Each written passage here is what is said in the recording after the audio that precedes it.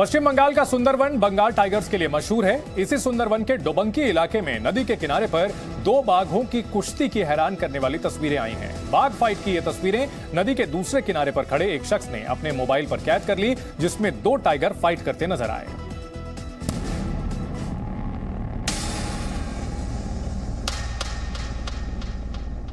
पश्चिम बंगाल स्थित सुंदरवन के डोबंकी का जंगली इलाका, इसी इलाके से गुजरने वाली ये नदी पूरी तरह से शांत नजर आ रही है, लेकिन नदी के उस किनारे पर एक बाघ दिखाई देता है तो दूसरे किनारे पर खड़े लोगों में हलचल तेज हो जाती है।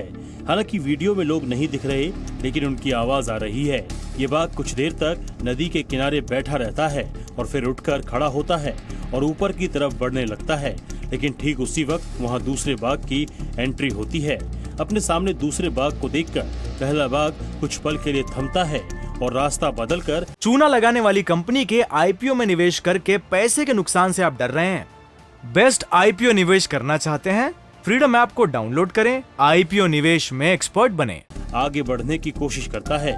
जैसे ही पहला बाघ आगे बढ़ने की कोशिश करता है, तभी दूसरा बाघ उसे देखकर गुर्राने लगता है और उसके ऊपर हमला बोल देता है।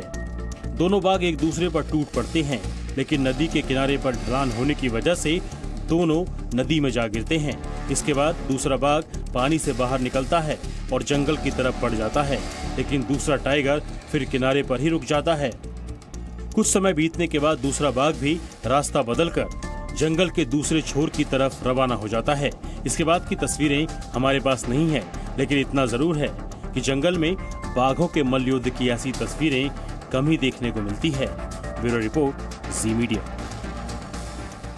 गोरखपुर की सिमरन गुप्ता ने हौसले का एक नया मुकाम हासिल किया है। सिमरन मिस गोरखपुर का खिताब जीत चुकी हैं। उन्होंने कई विज्ञापनों में भी काम किया, लेकिन परिवार को सहारा देने के लिए वो फिलहाल टी स्टॉल लगा रही हैं, लेकिन इस काम को भी पूरी लगन और मेहनत के साथ कर रही हैं।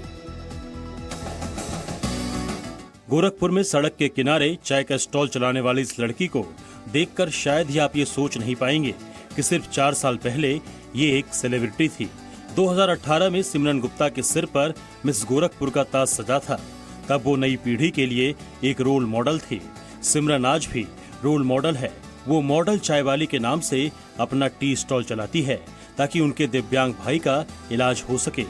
सिमरन संघर्ष और अटूट हौसले के दम पर अपनी मंजिल तक पहुंचने के जज्बे की मिसाल बन गई है। सिमरन के स्टॉल की बगल में दीवार पर लिखी ये लाइनें उन पर बिल्कुल सटीक बैठती हैं। सिमरन गोरखपुर के सूर्य कुंड की रहने वाली है। उनके पिता राजेंद्र कुमार गुप्ता प्राइवेट नौकरी कर परिवार का खर्च चलाते हैं। सिमरन का भाई दिव्यांग है। ग्रेजुएशन करने के बाद सिमरन गुप्ता ने मिस गोरखपुर प्रतियोगिता में हिस्सा लिया और उन्होंने ये खिताब हासिल कर लिया।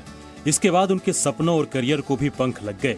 सिमरन ने कई विज्ञापनों में भी काम किया, लेकिन इसके बाद उनके जीवन में कोरोना ग्रहण बनकर आया। उन्हें मॉडलिंग का काम मिलना बंद हो गया। भाई की बीमारी की वजह से परिवार की आर्थिक स्थिति इतनी खराब हुई कि घर भी बिक गया। परिवार किराए के घर में रहने लगा। सिमरन ने एक जगह कॉन्ट्रैक्ट पर नौकरी भी की, लेकिन कई महीने तक सैलरी नहीं मिली। इसके बाद सिमरन ने चाय का स्टॉल लगाना शुरू कर दिया। सुबह से शाम तक सिमरन हर रोज करीब 200 से 250 कप चाय बेचती है।